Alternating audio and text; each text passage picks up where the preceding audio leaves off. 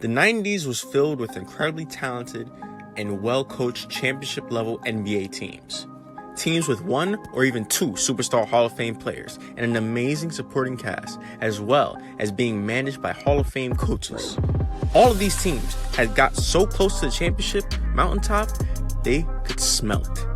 But unfortunately for them, they would all be stopped by a dominant force waiting to claim their souls. And if somehow that dominant force was out of the picture, a new juggernaut would gatekeep and sit at the top, stopping those who had hoped to take advantage.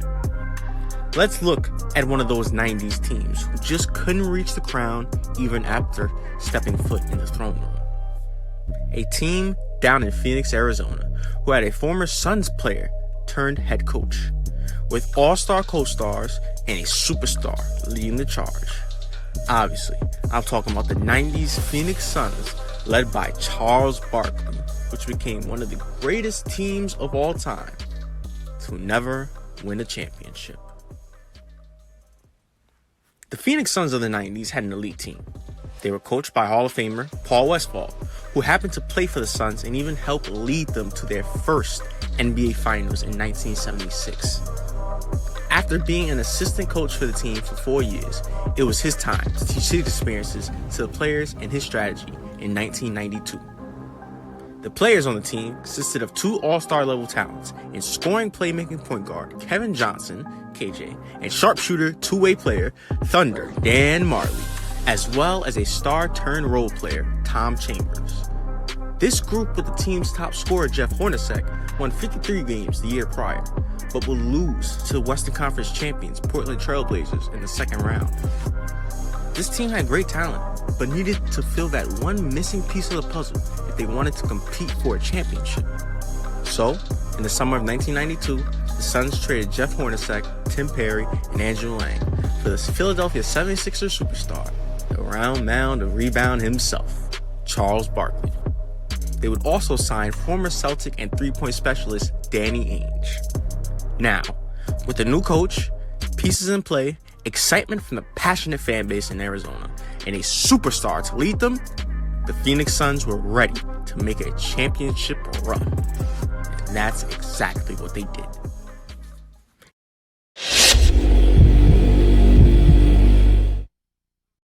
In the 92-93 NBA season, the Phoenix Suns will have a dominant year, with a league and franchise best at the time, 62-20 record. Dan Majerle had an all-star year.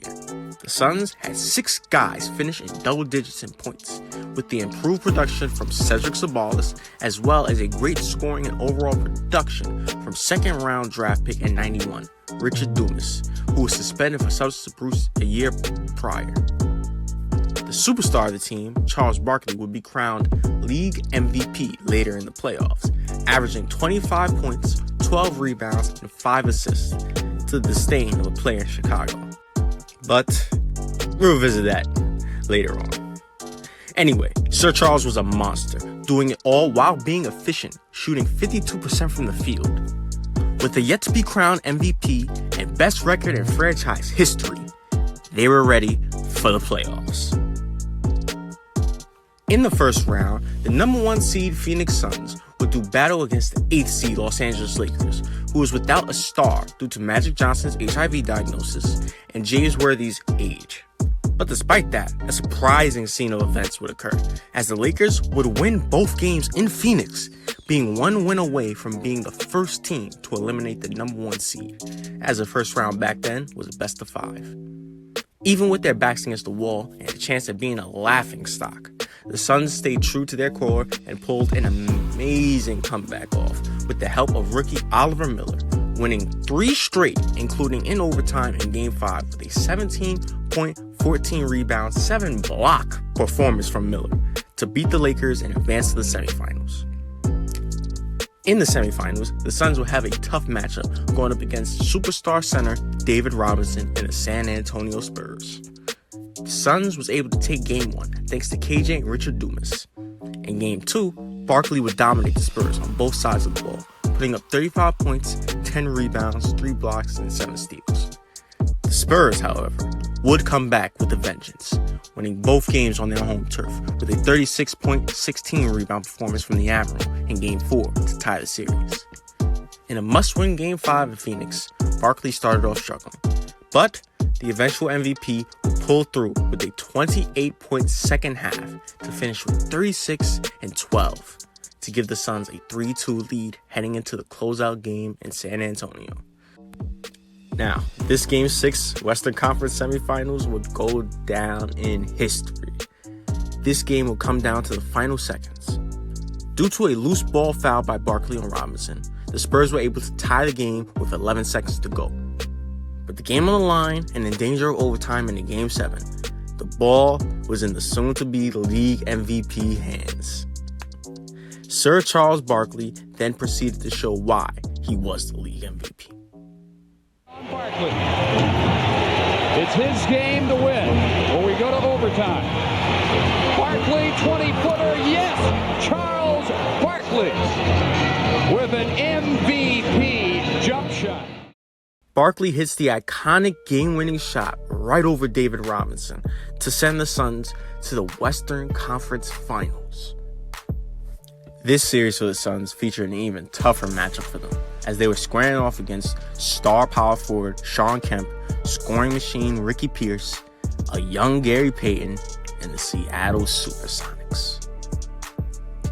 Early on, it seemed the SuperSonics game plan was to let anyone but Barkley beat them, neutralizing him to 12 points in Game 1. But thanks to Cedric Sabalas and Oliver Miller, and poor shooting from the role players of Seattle, Phoenix was able to win Game 1. Barkley was officially awarded the MVP award by Commissioner David Stern, but due to an incredible performance by Ricky Pierce in Game 2, Seattle was able to tie the series going back home. With the Suns having 7 guys finish in double figures, they were able to steal a close Game 3 in Seattle. The SuperSonics will return the favor though, with a 19-point blowout in Game 4 to once again even the series. With a big Game 5 awaiting, it was time for Sir Charles to show up and have his best game of the series. And that's exactly what he did, as he destroyed the Sonics with a 43-point triple-double. Every time the Sonics left him one-on-one, he would use his strength, quickness, and skill to dominate. If the Sonics sent help, he would find an open man with his great playmaking ability. If his teammate missed, he would be there to clean up the mess, crashing the boards. Because of Barkley, along with the help of Dan Majerle's 34 points, the Suns were one win away from going to the NBA Finals. However, SuperSonics would not go out on their home floor, as they would force Game 7. Winner goes to the NBA Finals. And unfortunately for Phoenix, key role player Cedric Sabalas would injure his knee and miss the rest of the playoffs. But with a must-win game and a trip to the NBA Finals on the line, Barkley again showed just how much of a beast he was. He killed the Sonics with a 44 and 24 rebound performance, leading the Suns to the NBA Finals. Pure dominance from Sir Charles, annihilating Shawn Kemp and his SuperSonics. This was marked as one of the greatest performances by a player ever. Absolutely incredible, leaving no questions about his MVP win. But there was still one man who questioned it. One man who believed he deserved it instead. And they was about to meet and do battle in the NBA Finals. Fortunately for Barkley and the Suns, they were set to meet that dominant force waiting to claim their souls at the mountaintop, who were also waiting to complete their own journey of a three-peat. The Phoenix Suns were set to face the back-to-back NBA champions. Head coach Phil Jackson, Scottie Pippen, Michael Jordan, and the Chicago Bulls.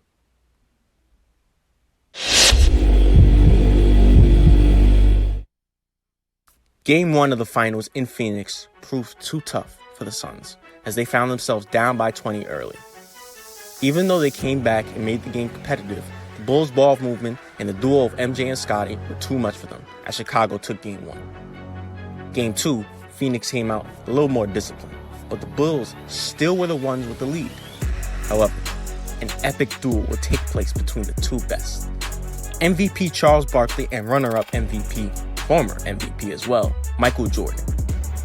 These two would go back and forth, trying to prove who was the best between them, as well as getting a crucial Game 2 victory for the team. The Suns were trailing for majority of the game, but off the back of Barkley's 42 points and 13 rebounds, were able to make it competitive and give the Bulls a run for their money. However, it was the Bulls mainly due to Michael Jordan's 42 points, 12 rebounds, and 9 assists, who was able to come out with a road sweep and lead the Suns 2-0, going home to Chicago. The magical season for the Suns and championship hopes were diminishing. They needed a win in Game 3 to save their season. Game 3 would be a war. Fast forwarding to the fourth quarter, Phoenix was up 101-90. Michael Jordan was struggling in the quarter, and the Suns looked to be in control. But due to the Bulls' defense, along with the play of Horace Grant, B.J. Armstrong, and Scottie Pippen, the Bulls were able to tie the game, forcing overtime.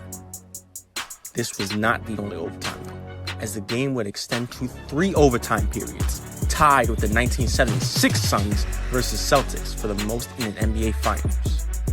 Despite it looking like the Bulls were winning those overtimes, the Suns were able to hold and win, thanks to Kevin Johnson, Tom Chambers, Charles Barkley, and Dan Majerle, who, in fact, hit the game-tying jump shot second overtime to send it into that third overtime. Even though the Suns was able to hold Michael Jordan in Game 3 from the fourth quarter and on, Game 4, completely different story, as Michael Jordan went on a scoring rampage.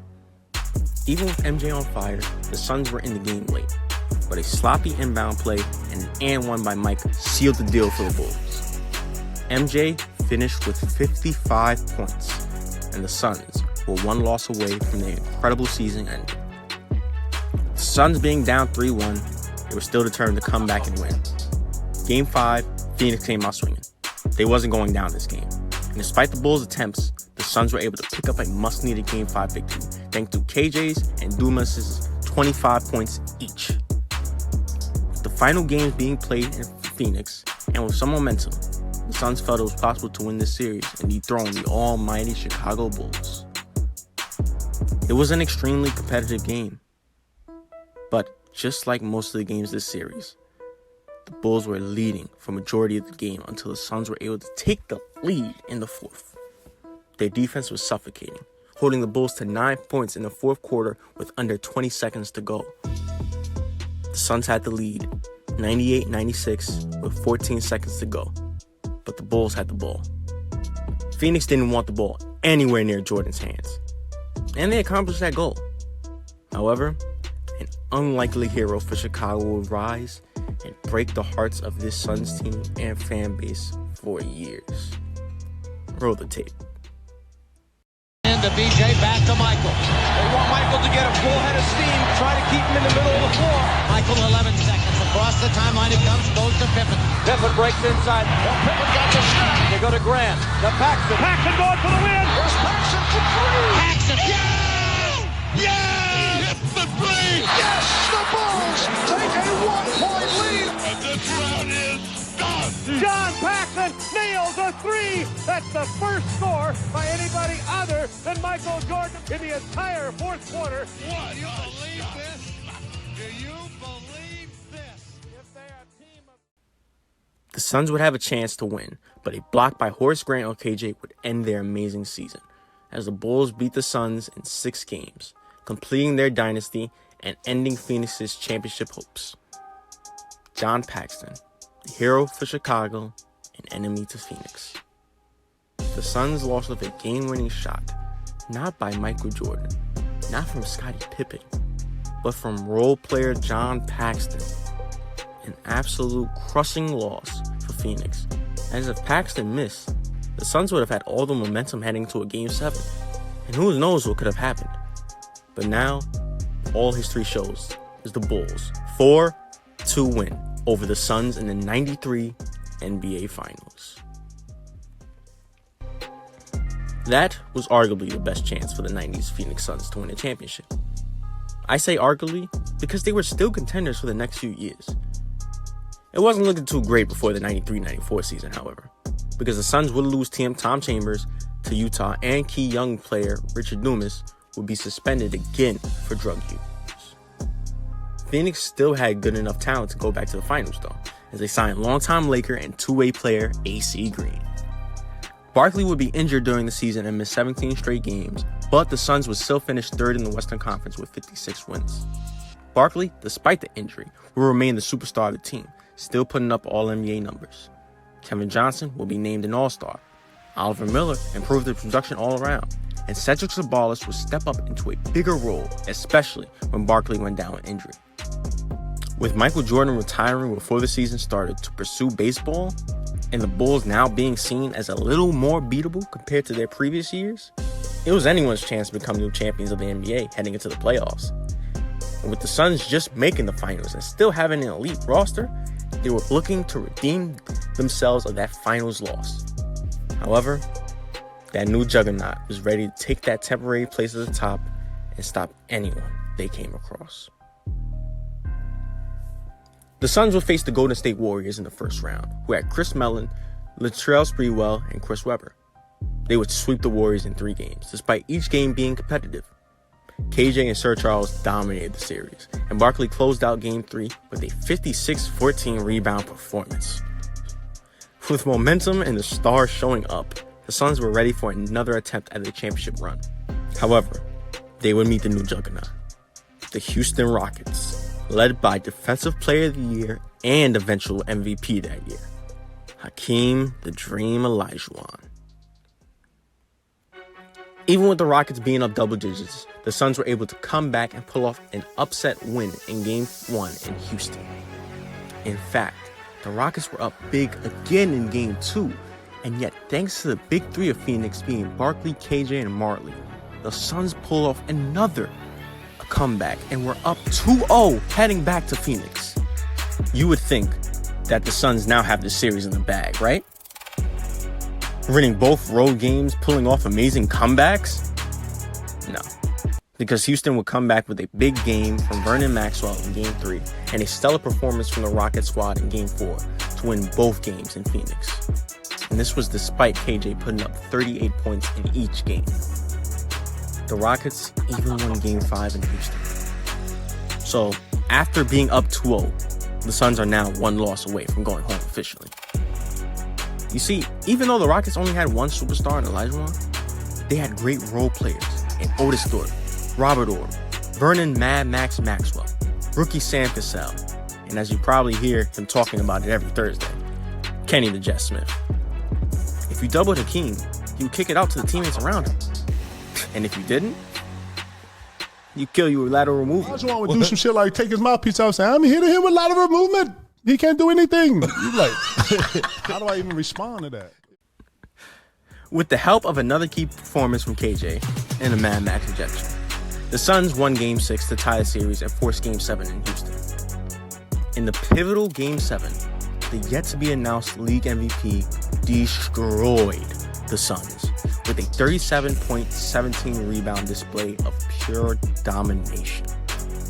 Along with the 22 points off the bench from Sam Cassell, the Rockets stunned the Suns, coming back from 0-2 down and winning the series in 7. 2 straight years of heartbreak for the Phoenix Suns, both by the champions that season, as the Rockets eventually went on to sit at the mountaintop of the basketball world. And the heartbreak doesn't end there for the Suns.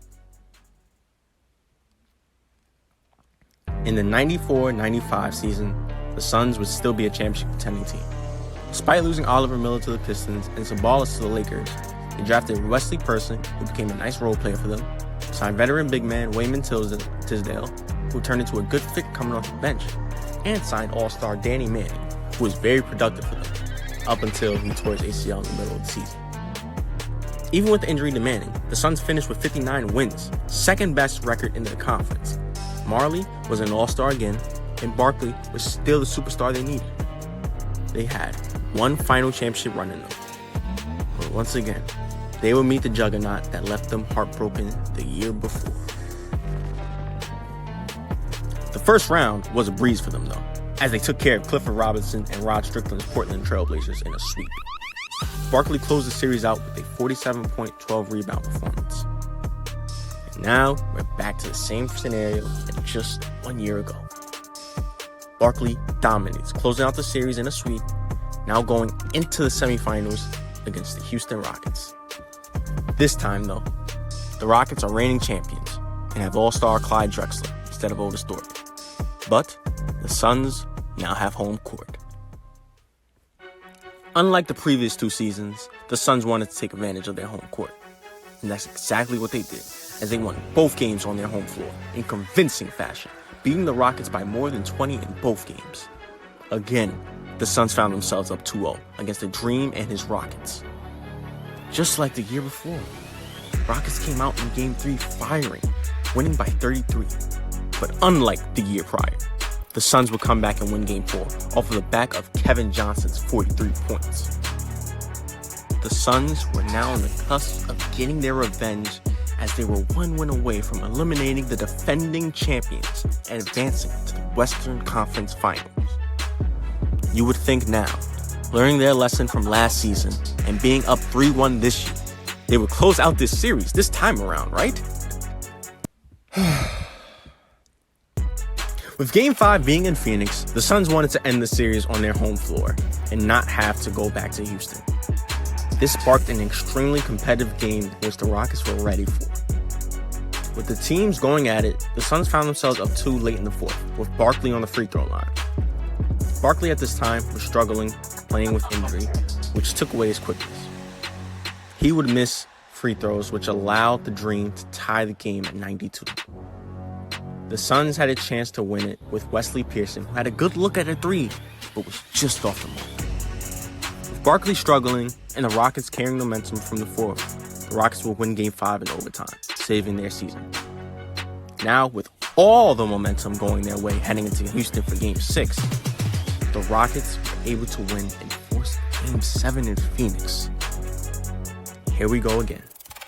The Suns had the series lead and momentum, but the Rockets snatch it from them, fighting all the way back to force a win-or-go-home series final. This game was all over the place, coming down to the wire. The Rockets were the ones up in the fourth, but Kevin Johnson was the star for Phoenix, finishing with 46 and 10. And with the help of Danny Ainge, the Suns took the lead late. The Rockets would get the lead back, but the Suns would have a chance to retake it, with KJ on the free throw line. Johnson made the first, making him 21 of 21 at the stripe on the night, but would miss the second to keep the game tied. That sadly sums up the Suns during that stretch. Anyway, the Rockets had the ball with 20 seconds left, and just like 2 years ago against Chicago, an unlikely hero would rise to kill the Suns. This time, it was Mario Elie delivering the kiss of death to the Suns' championship window. Roll the tape. They would cap their improbable triumph with a dramatic last-second shot. Elie out of the corner for 3, hit it! Mario Elie with a 3! Mario Elie has given the Houston Rockets a 3-point lead. The Suns tried to set up a play for a 3, but the Rockets fouled, forcing them to shoot free throws instead of risking a 3 to tie the game. The Rockets will complete the comeback for the second straight year against the Suns, this time coming back from a 3-1 series deficit, becoming the 5th team to do it, and winning Game 7 in the Suns' backyard thanks to Mario Elie. This will be the end of the 90s Suns championship hopes.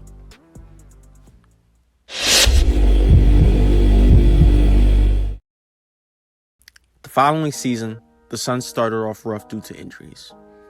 Third star Dan Majerle was traded to the Cleveland Cavaliers, which was like a shot in the gut to this Phoenix Suns team and this roster. And after a 14-19 start, Coach Paul Westphal was fired. Still having a talented roster and Charles Barkley still playing at a high level, even with an age and injury catching up to him, the Suns made the playoffs with a 41-41 record, but would lose to David Robinson and the San Antonio Spurs in the first round. The summer of '96 would be the official end of this Phoenix Suns team, as they would trade Charles Barkley to Houston. An unfortunate end to a potential all-time great team. A league MVP, 2 All-Stars beside him, a great supporting cast around them, a good coach for the team, 3 straight seasons winning over 55 games, and a trip to the NBA Finals. An incredible run for the Suns in that 3-year stretch, but they couldn't achieve the main goal they set out to achieve.